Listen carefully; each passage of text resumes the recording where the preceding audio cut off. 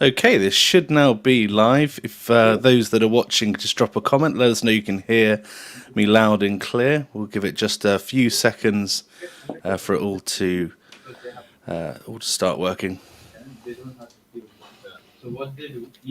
See if anyone can hear us, and then we'll kick off. Okay, looks like people can hear us. We'll do some quick introductions. We've got a packed agenda today. Want to maximise the time we have as well. So since the last time we did a live Q&A, we've had about 1,700 members join the Facebook group. So it's worth just reminding ourselves who we are and what we use this time for. My name's Will Eccles. I'm one of the community admins.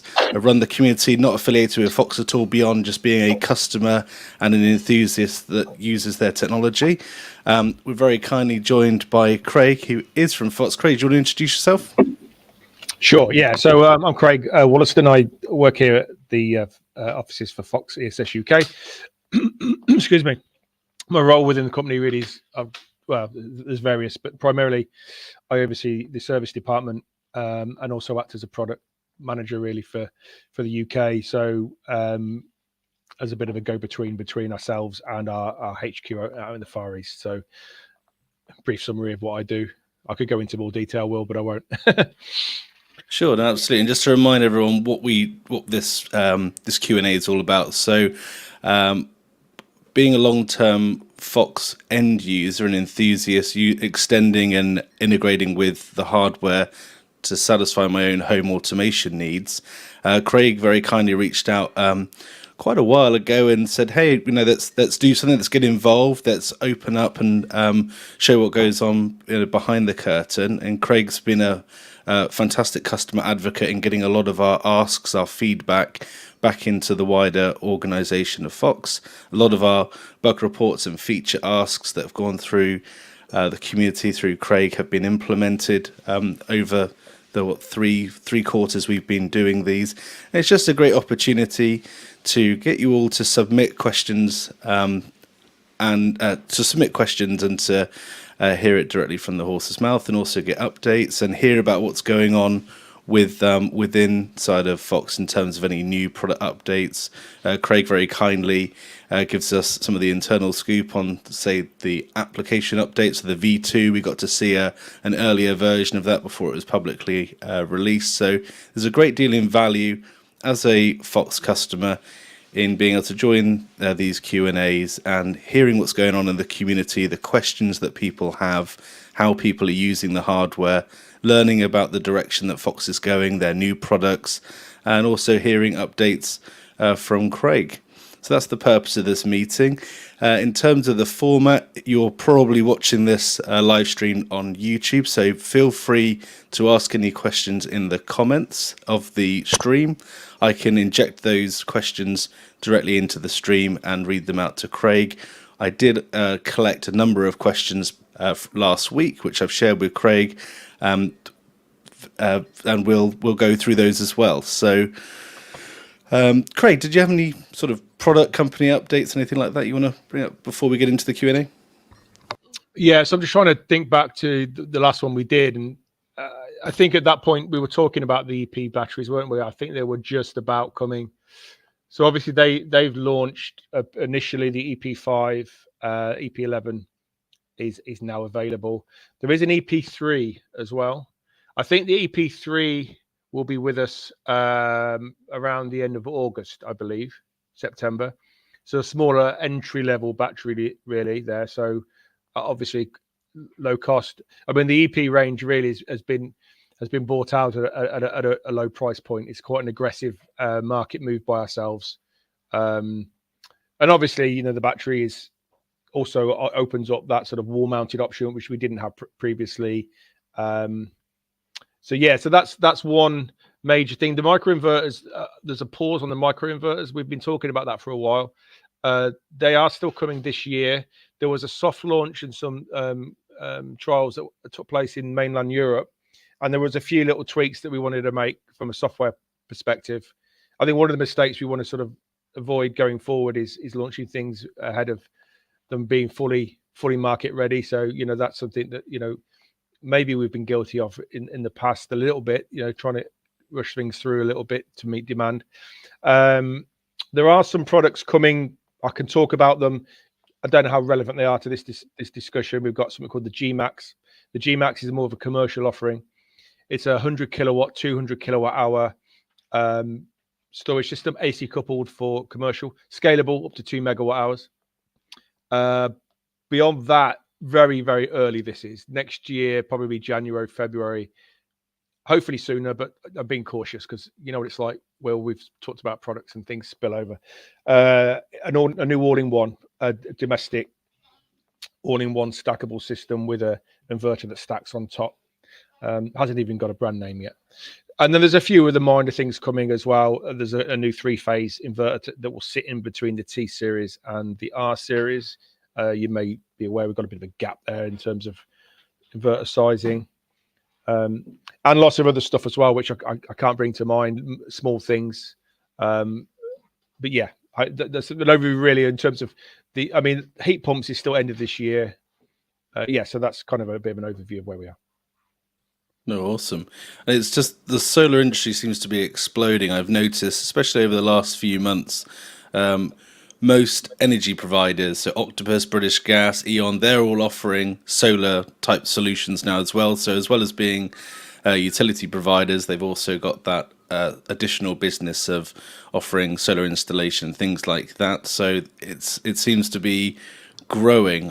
Sometimes you think with the way that we had an increase in the cost of power in the UK, and then it sort of settled down a little bit. You think that the solar would be backing off, but actually it seems to be booming, only growing more as a market.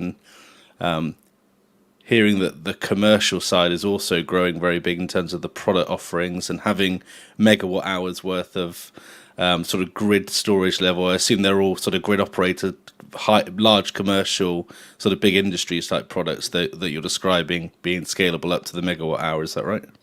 Yeah, absolutely. Yeah. So it's a market that we're moving into more increasingly. So there was a bit of a focus on the domestic market, I think, early in the life of Fox, and gradually, as I said, we're expanding the range quite considerably. Is there any sort of any vision into? So obviously the ECS I think is probably the most popular battery storage for residential users right now, with the EP being very new but very compelling by its form factor, and the price per kilowatt hour now being just over the £200 mark, which has dropped significantly over the last sort of 12, 14 months type area. What do you have any internal take on? If you're a prospective customer now considering an installation between the sort of ECS cubes and the EP, is there any advice you give anyone there? I think it depends on, horses for courses to a large extent. I think the beauty of the cube is obviously its small footprint, and that can be critical. I mean, because the preference would always be, I mean, I'm sure you're aware, and a lot of people watching are aware of the guidance that was published a few months ago, which was trying to push installations outdoors, which in itself has created a bit of a headache for the whole industry. Really, it wasn't expected. It will be tweaked based on feedback. So in terms of which direction you'd go in, well, I think budget is always a consideration. Practicalities of where you install it. So for example, an energy cube system, is ideal for indoor installations because of its small footprint. But however, in a garage, it may jut out from the wall too far that you can get your car in, for example. So, an EP series, they're given obviously that they parallel using a junction box, so they use quite a bit of wall space. So again, I think, I don't see the sales figures too much. It's not my department, but I know what's going out and I can see the split. And the EP has certainly been very popular on its launch. I'd still say the bulk are energy cube sales for sure, but quite quickly it's taken off and is proving quite popular. So it'd be interesting to see how that develops, especially with us bringing out, like I said at the beginning, a new system next year that's going to be an all-in-one. So yeah, it's constantly moving. Absolutely. Can the EP? I was trying to. There's a few questions around cubes versus EP, and the answer is very much what you've said around budget, but also the footprint. So if you've, like you say, if you are limited by space you can consume into the room, then maybe not a cube. Whereas the EP can go quite nice against a wall. Will the EP battery mount? Can you mount battery to battery like you could with a power wall, where you can grow depth as well as width, or do they always have to be mounted up against a wall? Yeah, so the EP has to be wall mounted. It's a requirement. Even if you put it on the floor, it still needs to be on the bracket mounted to the wall, because there is a topple risk, and they are quite slim profile in comparison. So it's a must. We do insist on the fact that. So in that case, you have to go side to side, because you have to stay on the wall, and they're designed to do that. So we have been asked that question a few times, but we're quite strict on that. Yeah, no, that makes sense, because I imagine they weigh a fair amount. You wouldn't want that dropping on your toes and falling over. Absolutely. No. Awesome. And in terms of sort of thinking about a few updates from, or at least what I've seen since the last Q&A we did, there was a few questions around the strategy modes, and the strategy modes and force discharging was kind of in full swing. We were going through a period where in the UK the government and the energy companies were giving premium rates if you were able to export or reduce your consumption during certain times of the day. They call it a DFS event, where you could help the grid by either not using power or by exporting a little bit of power, and they would pay you. The first one from memory was over £4 a kilowatt, and then it sort of standardized around £2 a kilowatt from memory for the remaining. But I think they did something like 13 or 14 of those events over the end of last year going into the beginning of this year. And a few people had noted that whilst force discharging, the solar side of the inverter sort of went to sleep. And from feedback through the community, that's been patched in the latest firmware update, so you can discharge whilst also benefiting from solar. That's just one example of how feedback coming from the group, through yourself, Craig, you can champion that within the R&D teams within Fox, which is fantastic. So I wanted to give a few folks and a few new people perspective that this isn't just all talk, that there's tangible outcome, the feedback is listened to. That kind of brings me on to the first question, Craig, if I may. What's the best way to report bugs? Yeah, this is a difficult one, really, because what I'm going to do on this is I'll come up with something which I'll share on the group, because I haven't really got a ready-made answer for this. Because what I'm conscious of, and I'm sure you can understand this, is when you open up a channel, it gets used. And what I don't want to do is open up a channel where people don't think they're getting a response. I'll give you an idea. We'll have 800 to 1,000 emails a week just into the UK service team. And there will be anything from quite complex issues, from installers to end users asking for firmware upgrades. Okay, and as I think you're aware, we do that. We do pick them up, and we do get a lot of feedback already through that channel. So if we open up a new channel, then obviously we have got the danger of duplication, and somebody's got to monitor that. So what I think we can probably do is set up an email address, which possibly will be a no reply email address, so that it will be understood that's a vehicle for actually feeding back and reporting things, but don't expect a conversation through that channel, because if you've got a problem, if you've got a service issue, that there's already channels for that. Do you understand what I'm saying? This is more for bug reports, maybe even suggestions, feature requests, that sort of thing. So I've been a bit sort of guarded on this because I'm conscious of the volume of incoming inquiries we get, both from the phone and via email already. And what I don't want to do is add to that with duplication. So yeah, I'll leave that with me, and I'll come up with something, and I'll share that with you. Either I'll probably come to you, Will, so you can maybe pass it out in the group and share it out if that's all right.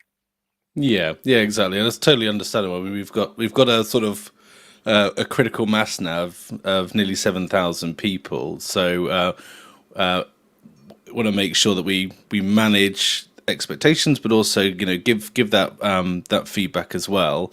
And there's a lot of the questions or feature requests or bug reports, they're all very, very similar. So at the moment, I've been trying to collate them and then working, as you've seen, directly with R&D to report a number of sort of the biggest items.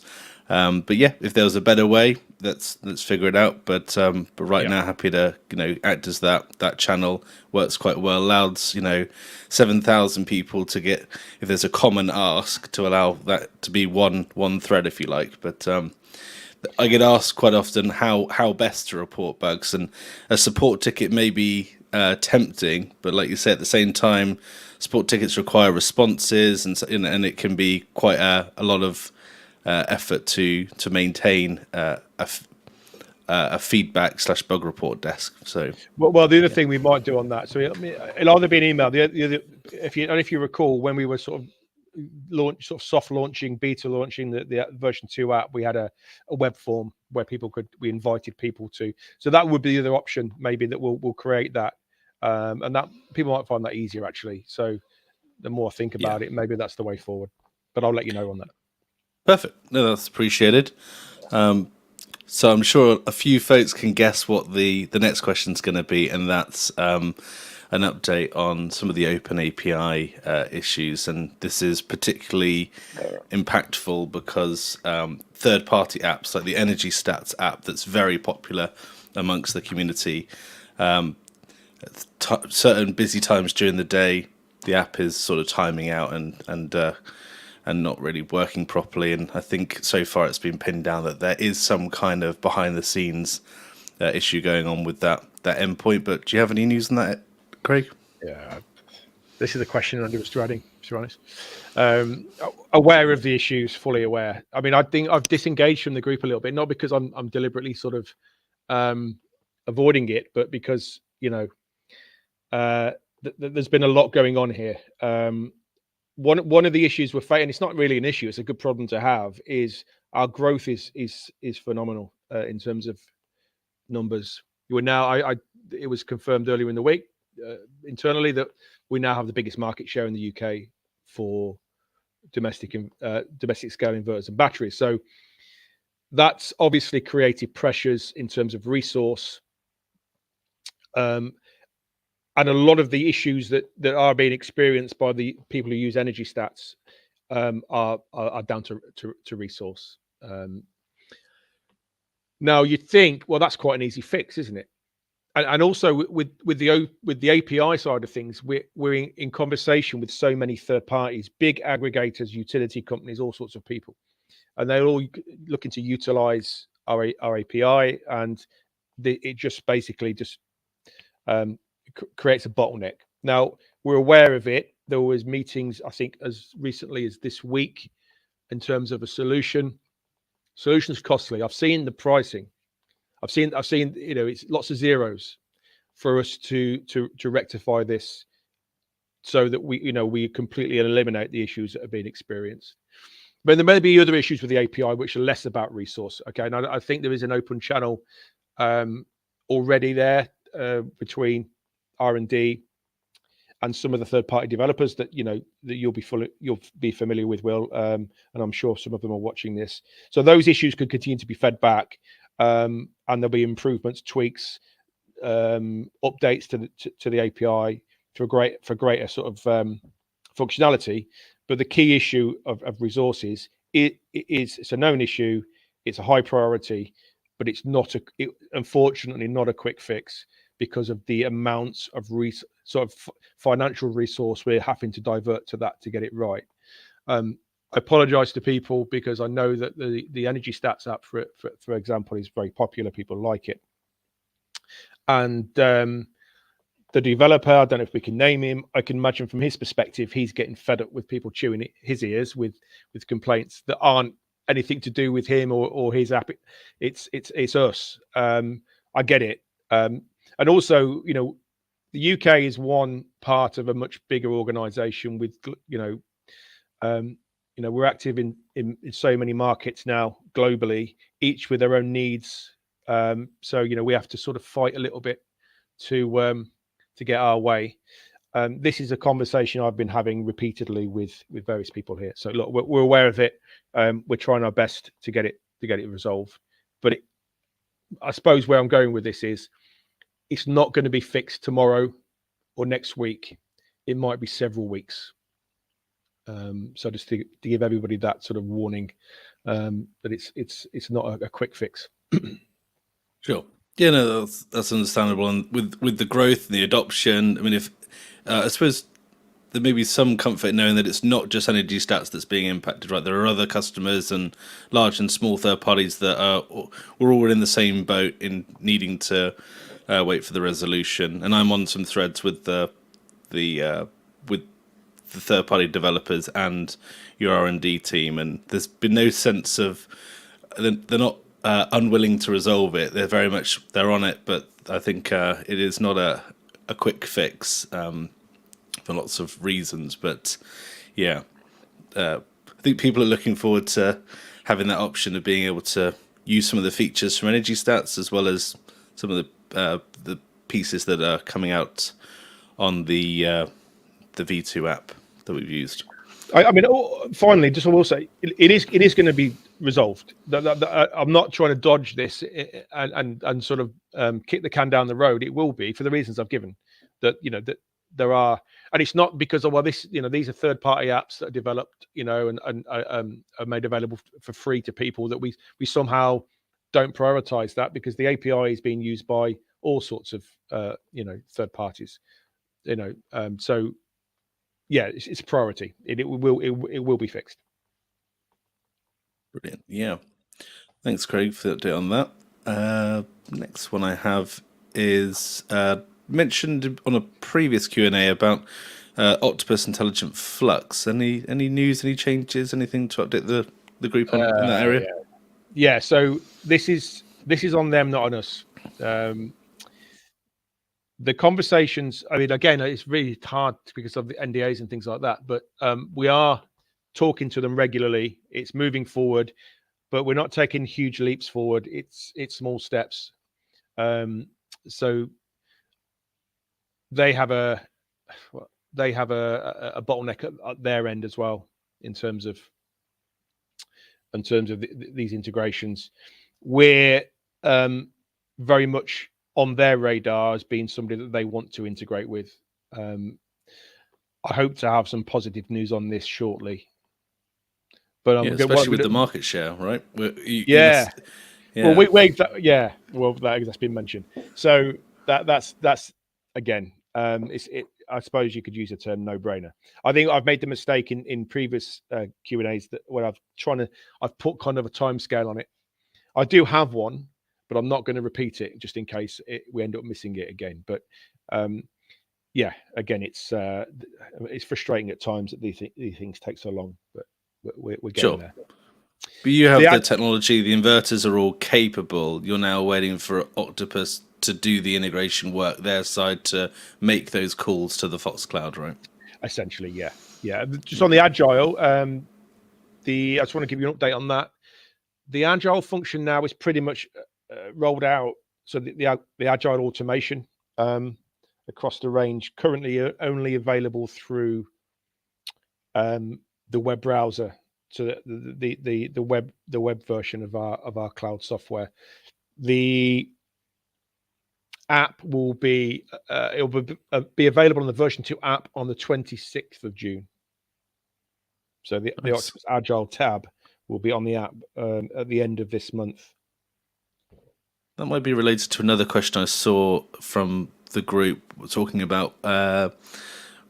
It was the It was the strategy templates aren't available on the V2, but they are available on the V1 and the desktop app. Is the V2 having scheduled template support? Have you heard anything Yeah, about that? yeah, they will do. It's work in progress. I think there was some also questions about adding extra functionality into the templates. I think somebody mentioned about having it a different template for each day of the week and things like that. I forwarded that question this morning, and they came back and said we'll look at it. Yeah. So that's Yeah, as much as I got on that. Yeah. that was a really good idea, actually. I can't remember the person that asked it on the group, but it had me thinking because it's true. Our weekday lives are often different to our needs weekend wise. If people are at home, or maybe you're an active family that's never in during the day, but you are high users in the evening during the week. So having a day weekly type schedule support, that was a pretty neat ask, neat idea. So thanks whoever submitted that one. Where are we here? Seen a number of questions, especially from our three-phase customer base, around the H3 supporting forced discharge. I'm not clear anymore whether it is or isn't supported at this current time. Do you have an update, Craig? Yeah, it should be supported already. I think it's manager version 1.78. 178, perfect. So if they're on an older version, is it still the best advice to reach out to the installer, and then if there's any question or there's no response, to shoot the Fox team an upgrade request? Um, I think with this one, there aren't a huge amount of people wanting forced discharge on H3. I think it's just get in touch with us directly. We'll do that for you. That's no problem. Sure. Yeah, because three-phase for residential customers in the UK is pretty rare. You've got to have a pretty large property or Yeah. be in a very specific setup. But it's very common for commercial. But then most commercial customers don't have the type of tariffs that residential customers have. A lot of the business tariffs are very legacy, very brittle. They're much higher rates, and they don't get the same export rates, which is why we don't see every warehouse covered in solar panels, because it sometimes just isn't worth it for commercial customers, from what I understand, speaking to a few. Exactly right. That's why it was very much at the end of the line in terms of that functionality. So I think H3 Pro is also on the radar for this as well. But H3 is already there as far on 1.78 has that option. Brilliant. And I'll jump straight in. I just spotted a question that's been asked, but also has been asked in the comments, so I'll give it a go injecting this question. So Aaron's asking about end user initiated firmware updates, which is it's one of those repeating questions. But any news on there, Craig? No. I continue to fight for that, but I'm not getting any indication that it's going to be anytime soon. Sure. So no. I understand. I fully understand why it would make sense. Certainly from our position in the service team, it would relieve the stress on us. I think the concern is that firmware upgrades can fall over. And what would likely happen is, and I think we've discussed this previously, most firmware upgrades don't do anything. So if somebody sees a firmware upgrade, they'll contact us, some people immediately, say, I want it. That firmware upgrade might do nothing more than add Slovenia into the country code list. So what the danger is, if every time we have a firmware update, it's released, everybody wants it, updates it, then you increase in the possibility of firmware upgrades falling over. No, I think there's a way around that. I think, firmware upgrades, are pretty robust and pretty reliable and rarely do fall over. But I think just to give you kind of an indication of why there's some concern on that. Sure. And I suppose that's part of the problem with not having Release a change log or release notes, is Yeah. that people see a number increment, and there's been some firmware upgrades that I haven't been able to spot anything, or you see an extra option under the installer options, but there's no real, it's not really applicable for example. And sometimes you're fixing an issue that only manifests itself with certain configurations, certain Yeah, physical hardware versions of inverters, for example. So, has there been any talk on exposing more transparency around what the changes are? that will happen for the reasons you've Okay, just given. Um, so they're just deciding on the way of doing that, how that's going to be made public. So that will happen. Release notes. awesome. There's been a fair number of suggestions, questions around everything from mobile widgets showing battery details. I think those options are available on the Energy Stats app, where you get a sort of desktop widget on your phone, so you can see at a glance.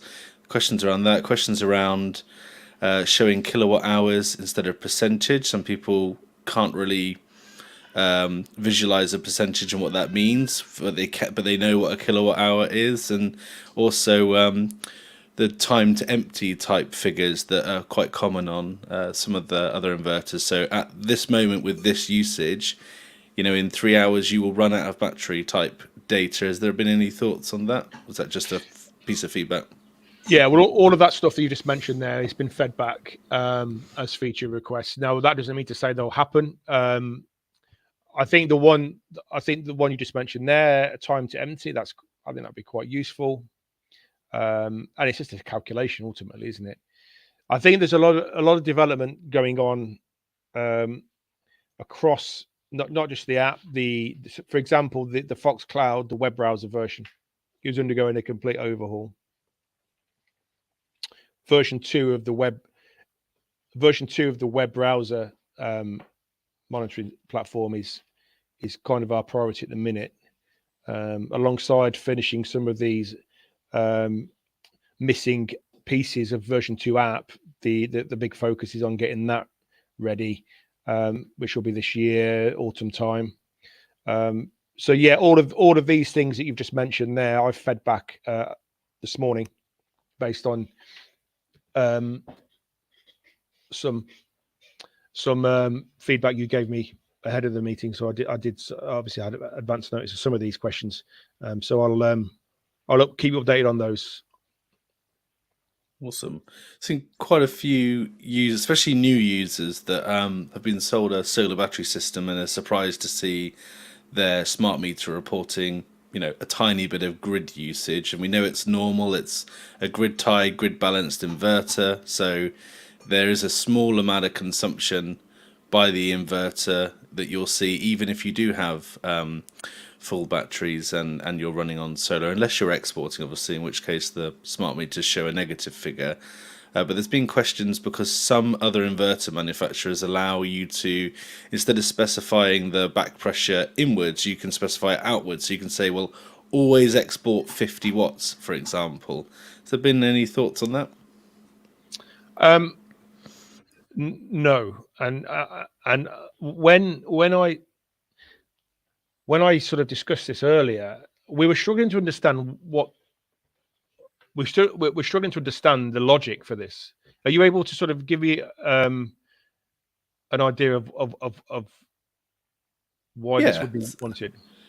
So if you've got a say pretty standard install, you've got a H1 with 10 kilowatt hours worth of cube batteries, and you've got a modest solar array. During say 11 o'clock in the morning, your batteries are still charging off of the solar export, and you've got normal background usage going on in the house. If you're watching your actual smart meter, your in-home display, or you're using the Octopus app, you'll notice that most of the time you're still importing, but a very small amount. It's normally 10 to 40 watts. And then if you turn on a load, you turn your oven on, you'll see it come from the grid first, and then a few milliseconds later, the battery obviously responds and covers that load, and you're back to that sort of standby amount. It's not enough power to really be too concerned about. But if you're on a very high peak rate, in the 30 pence sort of area, you get maybe 50p or a pound a month of peak time. You can never completely avoid peak electricity. It's never zero on your bill. It's always it's always a very small amount, and it seems to be just the constant draw that's coming into the house. Does that make sense? Yeah, I understand the issue, but I wasn't sure what the because ultimately the energy has to come from somewhere. So the inverter has to self-consume. It has an LCD that has to be powered. So Yep. um, just to keep alive. Now that can come from the battery, or it can come from the grid. Um, And I think some inverters, I think what was it, Growwatt, for example, you can specify a negative setting. So you can say, negative 50 watts, and the even if it's charging the battery, it will slightly over produce on the AC side just to be pushing a tiny bit of power back to the grid, so you haven't got that grid draw basically. So there doesn't seem to be a way of saying, hey, I right. always Yeah. want to Okay. export 50 watts during the day. Trouble is, if you use the forced discharge and set it to 50 watts, then you start to cut the inverter off at its knees, because it then can't export, it can't generate more when your house loads increase. So it's kind of like that little background idle consumption, being able to make it a negative figure so that you're always slightly exporting as a feature would knock a few quid off everyone's bill every month. I think it's more of a nice to have ask than a critical one. Yeah, I'm possibly misunderstanding here. It's been a long week, because ultimately the small amount of energy that the inverter needs to stay alive has got to come from somewhere. You're not saving any energy by doing that. Yeah. Um, Yeah, so it would either come from if you're generating solar power that's currently just going into the battery after it covers the house loads, it's going into the battery. So could it use a little bit of that power and charge the battery that tiny 50 watts less to the battery, but yeah, pushing 50 watts so out to the grid? it's an Yeah, accounting thing, really. All you're doing is just shuffling the figures around yeah, effectively. I think the concern might be, for example, let's say you're in the middle of winter, your batteries are fully discharged, um, PV's not generating anything. If you're self-consuming from the battery for that small amount of energy, albeit it is a small amount, you know, would you rather do that, or because you know what it's like, you can get periods of several days on some systems, um, whereas the inverter's grid tied. Do we keep it alive with grid power? I don't know if there's any way of. I'll certainly ask. I understand now what you're saying, but I think yep, it's not. You're not actually saving any energy ultimately. yeah. Um, The difference is, if you're exporting a tiny bit of power, you're not you're getting hardly anything for 50 watts an hour being exported. But if you're importing 50 watts, you're paying a peak rate, and it does just means it's more of it's almost more of a psychological thing. You expect your system to. I think people think that solar and battery storage systems and inverters that are grid tied somehow put you in island mode. You use no grid as long as you've got solar and battery power. And that's not the yeah, reality of a grid tied inverter. But but there's it's ways really. around it. So Yeah, we I'll ask the question because it can be a bit annoying to see it, but ultimately it swings and roundabouts because that 30 watts, it's going to come from the battery. Now that's battery energy that you would possibly utilize during peak time anyway, because that's when you're best to utilize it. So, yeah, I think we do have this question come up in terms of what that small amount of grid draw uh, um, is, and we try and explain it. Um, I'll feed it back. I'll feed it back and see what R&D say. That's awesome. Yeah, because I mean, what most people seem to be doing is putting their inverter into feed-in first mode. So it just means that, hey, their loads during the day are covered by their solar generation, and any solar surplus is going out to the grid instead of into their batteries. Which in the winter is not possible, but during the summer months it means that you're very rarely importing. You're nearly always exporting something, and that just gets rid of that small grid draw bit. But some inverter manufacturers, like I say, have got a setting that allows you to set a slight export all the time in just a few watts, just to counteract that line on the graph. But a few of our members have posted recently. I think one person got something like 1 kilowatt hour over an entire month, had hardly any bill. It's the very, very low peak time use, say that. So, I mean, you can achieve some pretty phenomenal financial gains by maximizing, obviously, your solar systems usage. And just looking at the time, trying to make sure I get as many Sure. questions answered in terms of the popularity. There's been questions specifically about the app in terms of will it support landscape mode. What else have we got? Whether users can adjust the max data charge settings from the app. A lot of people like to sort of charge off the battery but not fill their battery up because they like to have a bit of space for the following day, stuff like that. It's really about exposing stuff they know exists but into the app. Assume you've taken those to as feedback.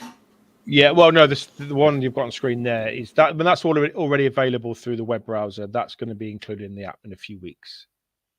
So All right. if you set a forced charge event through the mode scheduler, Yep.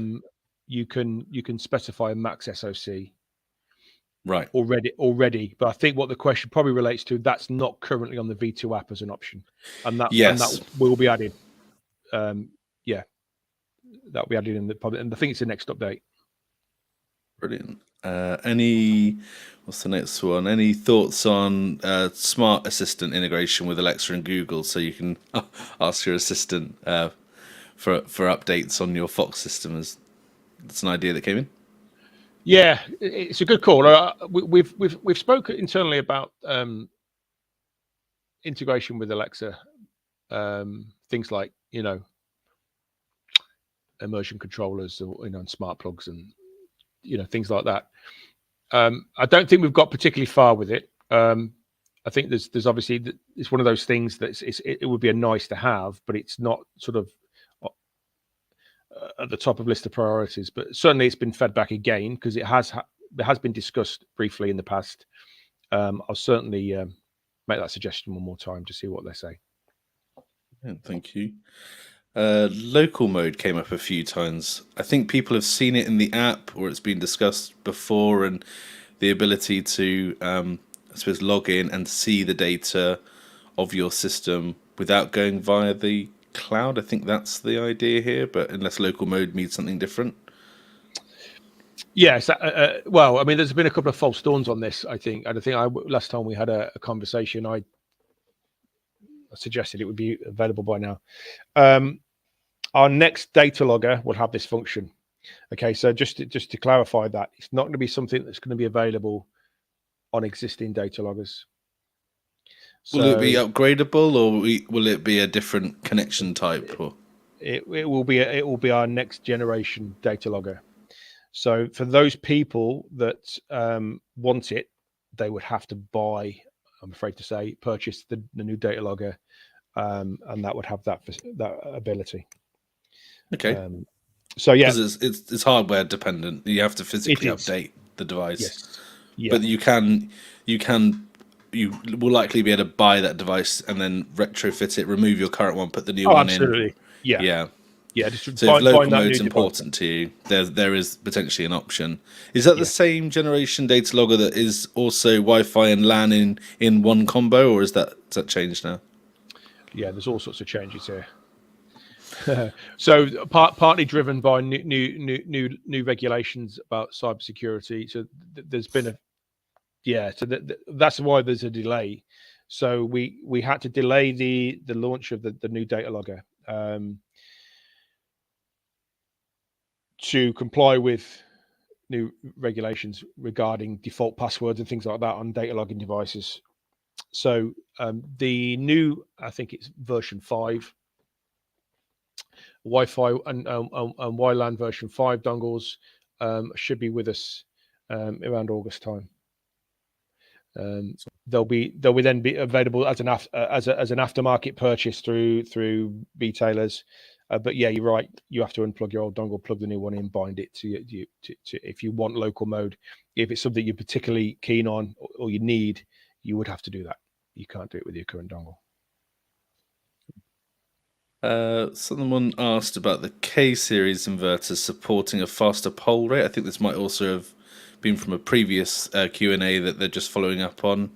It doesn't seem that there's the same option like there is on a H1 where you can reduce the pole interval Is there any movement on that? Not at the moment. That is tied into the conversation we had earlier about server resource. So any plans to bring down the polling time will be dependent on that first being implemented and that being in place. So right now, as of today, I can't say yes, but it's something that will be looked at because it's a request we get quite frequently. It is obviously dependent on us having this new infrastructure in place first. Super. I'll jump into the YouTube comments the last 10 minutes, just try and grab as many as I can. So we've got one coming in from Craig Somerville. It's asking about the EPS output being limited in the documentation for inductive and capacitive loads. What's classed as limited? There's defining that and putting a value on it is and I understand that's what the question's asking for, because there's certain variables here that you have to consider. I mean, Does it depend on the inverter as well? Because obviously, exactly. if you've got a parallel K series, which is almost more than you'll ever need, versus a 3.7 H1, your EPS load capabilities are going to be different, right? Yeah, exactly right. So you've got to factor that in. In a fridge, 2 fridges, no problem. You're not going to have an issue with that. Heavy machinery, and what we're always conscious of, if people come out and try and do whole house backup, that's something we're trying to avoid, simply because the potential is always there for it to trip on EPS overload, which is why our preference for EPS is still your basic solution. Run it to a socket, plug an extension in, have a split board arrangement with like some lighting circuits, some sockets, keep your internet router on, your TV running, your fridge. Whole house backup is a bit of a difficult one. It's achievable. It can be done. I mean, some people put in a manual changeover switch, or they go external with a contactor. But yeah, we've seen some contactors on the group. We've also seen some posts from companies who offer a contactor sort of module that your electrical engineer can install into your property, but manual changeover switch, and keep treating it as a UPS and not a gateway, because it's not. You offer a gateway they call it an EPS box for 3-phase, but there's no gateway planned for residential customers yet. Not yet. Well, I say that there is something in the pipeline, but it's more long term. So we have the bypass mode, so it gives you effectively UPS. The issue we have with that is, and we're seeing this a lot, is installers not rating the breaker and the cable sizing high enough when using bypass mode, and that's a concern for us. It's all strictly laid out in the manuals, but some of it just to pull out there. If you're going to use the EPS bypass, you need to make sure that your MCB and your cable rating is as per our guidance. Yeah, I experienced that with my upgrade project, where when you do that, you suddenly have to. Well, basically, you're doubling the capacity of everything. Yeah. Especially for single phase installations, going much bigger than a 40 amp circuit breaker there isn't really much headroom there, and it's so almost like the 10.5K series for single phase is kind of obscenely powerful compared to what you need in a UK single phase property. I understand the 3-phase stuff, that all makes sense, but people have got to realize that it becomes very expensive with cabling. If you're talking about 12, 25 millimeter tails, and you're doing that for meters out to your garage or wherever your installation is, you're spending hundreds on cabling alone, and quite often, depending on the loads that you have, it's really going to be starting to be a problem, because most residential customers are on 100 amp supplies. Well, if you're putting 40 of those out towards your garage for your battery system, you've got a heat pump which is 50, and you've got an oven that's on a 32. You're going to start running into difficulties very quickly around sort of high dynamic load type problems. So we've seen a variety for everything from a double socket on the EPS through to people simulating kind of a gateway using contactor type solutions. But good question. It's a question from Aaron about the clarification between the default EP versus ECS warranty. There's an add-on to extend the warranty, and I think that took people by surprise. Why it's not all that sort of flat 10-year Fox warranty? Any comments on that? Yeah. So the ECS now has gone to 12 years. I think that was mentioned. I think in a post I saw actually on the Facebook group. So I think there's an awareness of that, but that was effective the 1st of May this year. So it's not applicable to older installs, unfortunately. But if it's registered beyond the 1st of May this year, you get 12 years on ECS. Now the EP is 5 years standard with that uplift you've mentioned to 10. The reasons for this, I think I mentioned earlier about the EP. We've gone into the market very aggressively with that product in terms of a low price point, and we have to be very careful as a company, and obviously as a global enterprise, that we make sure everything is properly costed, and we have ring-fenced funds for warranty and all that sort of stuff. So going out at the price point we did, we said we were going to offer that with a 5-year warranty. Optionally, people can pay that small uplift for 10 years, and we left it up to the customer, really. Simple as that. We've made it. It's not in any way a reflection of the quality or anything like that, or the cells. It's purely making available a battery at a very low price point, and something has to give. We're not in the business of losing money on things, and so one of the sort of things that we sort of said, well, okay, we can maybe scale back on the warranty for some customers. And I mean, I don't see the split, but I am aware that there are plenty of people buying it with a 5-year warranty out of choice. So that's the explanation. I wish I could give a better one. There's no real technical explanation for it. It's purely commercial. It's a commercial thing. Sure. I suppose everyone can make a decision on that, and obviously installers will be bundling packages that will or won't include that extra add-on. And typically when you've got an installer, and I think you call them elite partners, where they're installing an install using the Fox equipment, what they actually provide you in terms of in their contract to the customer can be different to that of the manufacturer, of course. So yes, the people that installed my original solar panels, they gave me a 100-year warranty on the panels. I know the panels themselves only have a 20-year warranty, so they are filling that gap if I last long enough to see those panels degrade, enough to be able to claim on them. But it also means that if you can ship a product at a lower cost as well, and I think budget and being competitive is also a priority for getting this out to people so they can afford to buy and install it. But in reality, just because the warranty, if you haven't purchased the add-on, is by default for 5 years for an EP, it doesn't mean at 5 years and 1 month the product stops working. It will continue to work probably significantly longer than that, right? Yeah, we've had this conversation as well about this industry stands out as offering very long warranties, and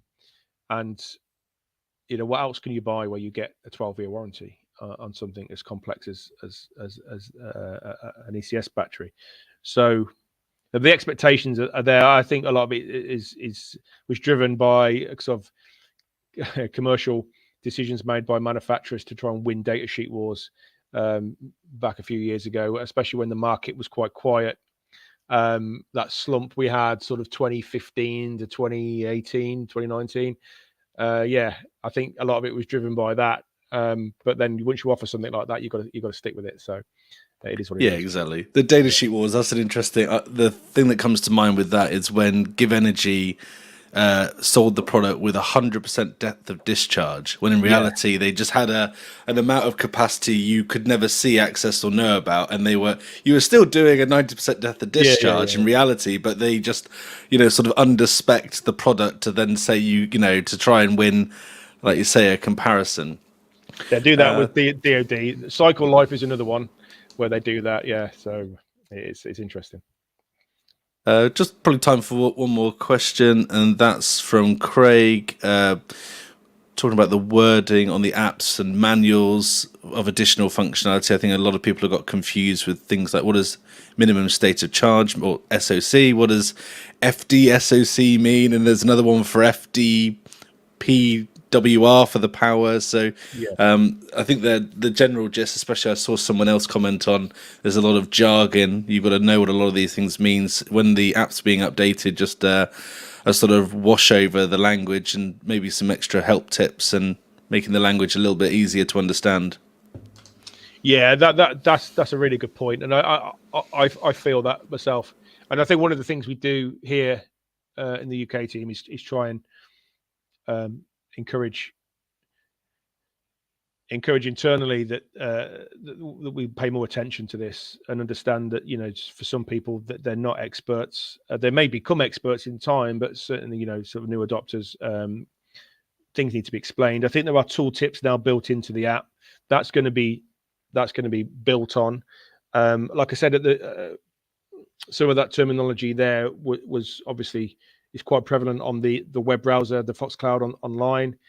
That's complete. I mean, I can tell you that's a complete reworking of that platform.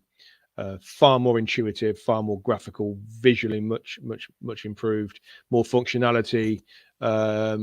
Things like for parallel systems as well, the way that those systems are presented, much more clear. So I think people will be pleased with that. And then, but that doesn't mean to say that within the app itself there aren't a few issues where, you know, we need to have more of a detailed explanation of what these things are. I think there was a question you asked earlier. We kind of skipped on landscape mode. I think it's something on that we'll I mean, the graphs will rotate to landscape, but I think the question related to the whole app. You know, it would be responsive and completely sort of rotate on. Not imminent, okay, but it has been fed back, and I've made the point to the app team to come back to me with a timescale for that. Awesome. Well, hopefully we'll see the new improvements before the next Q&A. But if not, maybe that's something you could give us a demo of if you've got, you know, an internal demo or something. That I think a lot of people would be interested to see that. I did spot one that's just coming before we end, which I think has been asked a fair amount of time, and there seems to be some confusion analyzing the data sheets and the user manuals for string limits on the K series. Yeah. Have you got any thoughts on that? Yeah, it just come up this, and I have got an update on this for you.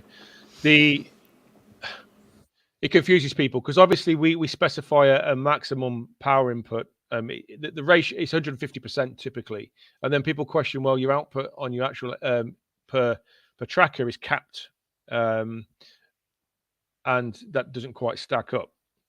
And they're confused because they say, well, you know, we're within the string the voltage range as specified, and you know the current is all good. The background to this really is, you know, to try and encourage people to, especially on the K series, you got 3 or 4 inputs, you know, use them, and not overloading one input unnecessarily. However, I agree that that limit is too low. So earlier this week, it was this week, I lose track. The spoke to R&D. This is something that can be adjusted with software. Okay, so it will be. I believe, and don't quote me on this, but I'm sure you will, that the cap per MPPT will be lifted to 5 kilowatts. Oh, okay. Wow. So on the input side, it makes no difference. But what people might see is if let's say they've got 10 500 watt panels, for example, on a string, they might see on a good day a bit of clipping, and obviously nobody wants to see that. So by lifting that limit to 5, it should eliminate that problem, which we believe. Well, I'm told it can be done through software, so there will be a firmware update for that. Awesome. No, that's great. Well, I appreciate your time, Craig. It's been great hearing the updates and answering some of the community's questions. Want to end nice and promptly on a Friday because it is beer o'clock very soon. But I appreciate everyone also joining us online taking part in the chat, and we'll publish the recording as well, so those that couldn't watch it live can get the updates. But yeah, thanks again, Craig. Pleasure as always. No problem. Thanks, Will. Thanks for arranging it, and we'll arrange another date soon enough, I'm sure. Yeah, that's right. All right.